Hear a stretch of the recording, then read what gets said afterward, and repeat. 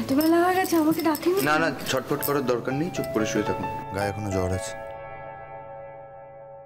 আর আজকের মধ্যে জ্বর না কমলে কালকে ব্লাড টেস্ট করাতে হবে। আপনি কাল রাতে কখন এসেছেন? কৈফিয়ত চাইছেন আমার কাছে? মনে হচ্ছে আপনি যেন আমার সত্যিকারের বউ। আমি কখন আসছি যাচ্ছি তার কৈফিয়ত আপনাকে দিতে হবে। চাইতে যাবো? আচ্ছা, কাল রাতে আমি তো এই মাটিতে শুয়েছিলাম, আমি বিছানায় কি করে এলাম আমার তো মনে পড়ছে না। মানে আমি তো ওখানেই ঘুমিয়ে পড়েছিলাম। আমি কি করে বলবো বলুন?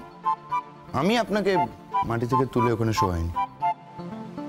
না, নিশ্চয়ই তাই শুয়েছেন, নাহলে আমি তো ঘুমিয়ে পড়েছিলাম। আমি তো আর নিজে হেঁটে হেঁটে আসিনি খাটে।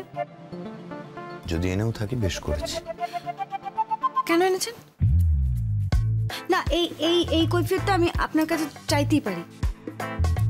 আপনাকে আমাকে ওখান থেকে এখানে আনতে কে বলেছে?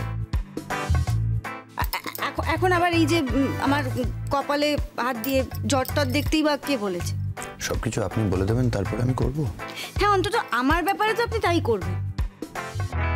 ঠিক কেন আমাকে উপরে আনতে গিয়েছিলেন কাল রাতে? ছি ছি ছি। এই ছি ছি ছি মানে কি? এমন একটা ভাব করছেন যেন আমি আপনার শ্লীলতাহানি করেছি। তাও যদি শ্লীলতা বলে কিছু থাকতো। একদম এসব বাজে শব্দ ব্যবহার করবেন না তো। ও, আপনি করলে কোনো দোষ নেই তাই তো? আমি কোনো বাজে শব্দ আমি ব্যবহার করিনি। আমি খালি বলেছিলাম আপনি কেন আমাকে নিচ থেকে উপরে। হ্যাঁ, কি মানে আমি আপনাকে কি ঘুমের মধ্যে আমি আপনার শ্লীলতাহানি করেছি তাই তো?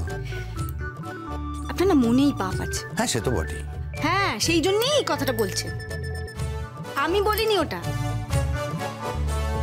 আমি বলেছি যে ঘুমের মধ্যে আপনি নিশ্চয়ই আমাকে পাজাকোলা করে ওপরে তুলে এনেছেন।